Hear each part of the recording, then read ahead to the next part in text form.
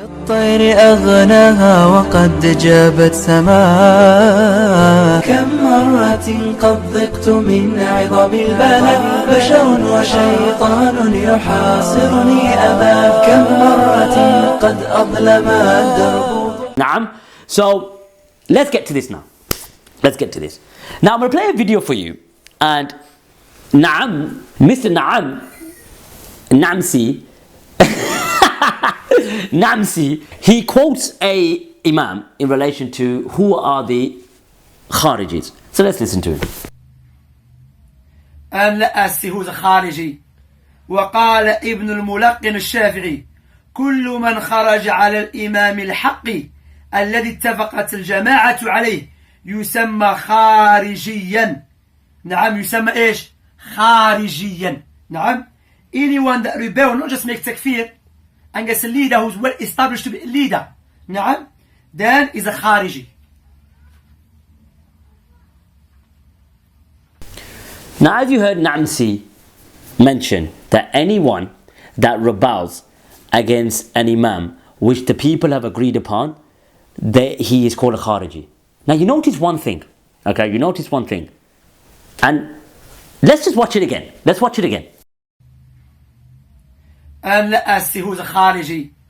وقال ابن الملقن الشافعي: كل من خرج على الإمام الحق الذي اتفقت الجماعة عليه يسمى خارجيا.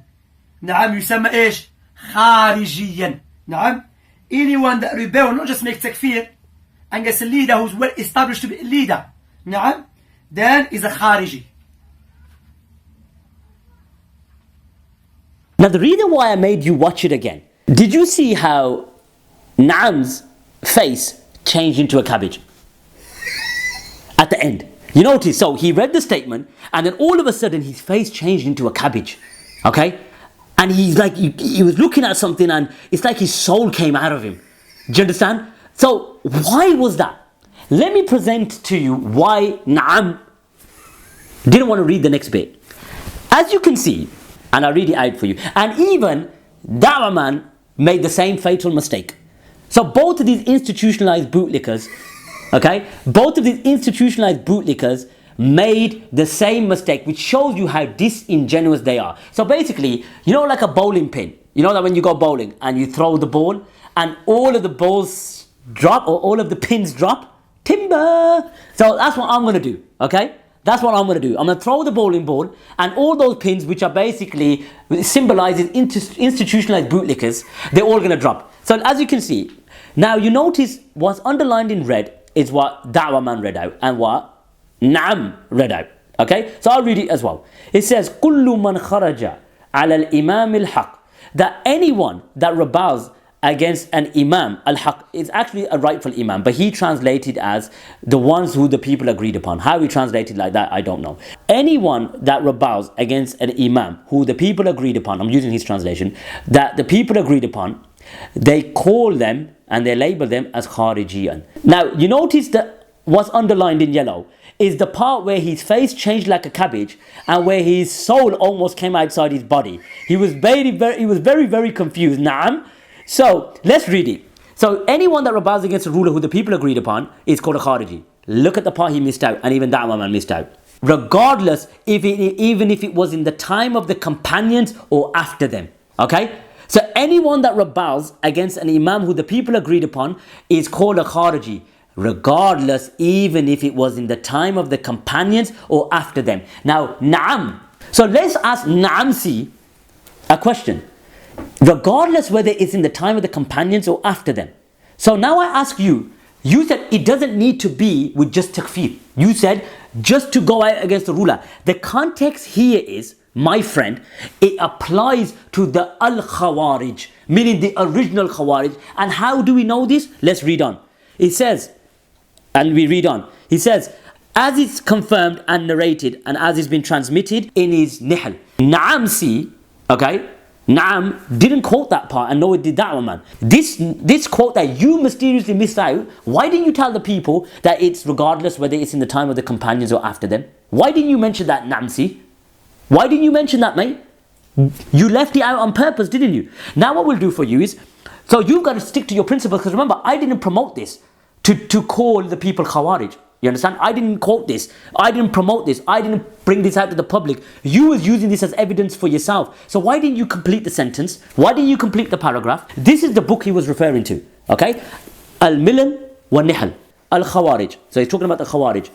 كل من خرج على الإمام الحق الذي اتفق جماعة عليه يسمى خارجيا. That's what you quoted and you stopped. سواء كان الخروج في أيام الصحابة على الأئمة الراشدين. Regardless if they do khuruj in the time of the Sahaba against the Imma of the Rashidin, against the rightly guided Khulafa. This quote that you're using, my friend, is for the original Khawarij. Nothing to do with rebelling against a tyrant ruler. Look what else he says. Or even if they rebelled after them against the Tabi'een who do good. And then it ends. Or the Imams in whatever time.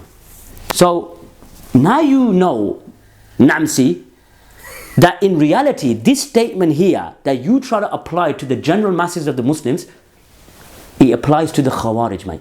This statement that you skipped, that said regardless even if it's in the time of the companions or after them. So what about the Salaf and the Tabi'un and the Sahaba that rebelled against the rulers of their time?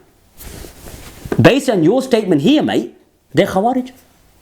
You've labeled them as Khawarij. Let's read on. We're going to prove to you that this statement at the top, which is anyone that rebels against a ruler is called a Khariji, who the people agreed upon. It fits in and is connected to having the Aqidah of the Khawarij. So any statement that you bring a Immatul Salaf regarding whoever does Khuruj is a Khariji, the context is in relation to Al-Khawarij, the ones who hold the Aqidah of the Khawarij. Because if you use that statement, mate, then you got to call major Sahaba as Khariji, or as Khawarij.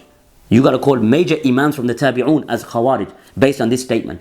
So you've shot yourself in the foot, mate, because you didn't want to read on, did you? Even that one man didn't read on. Don't you agree, brother? They both didn't read on. And you only stopped where it suited your bootlicking agenda. Naam? Okay?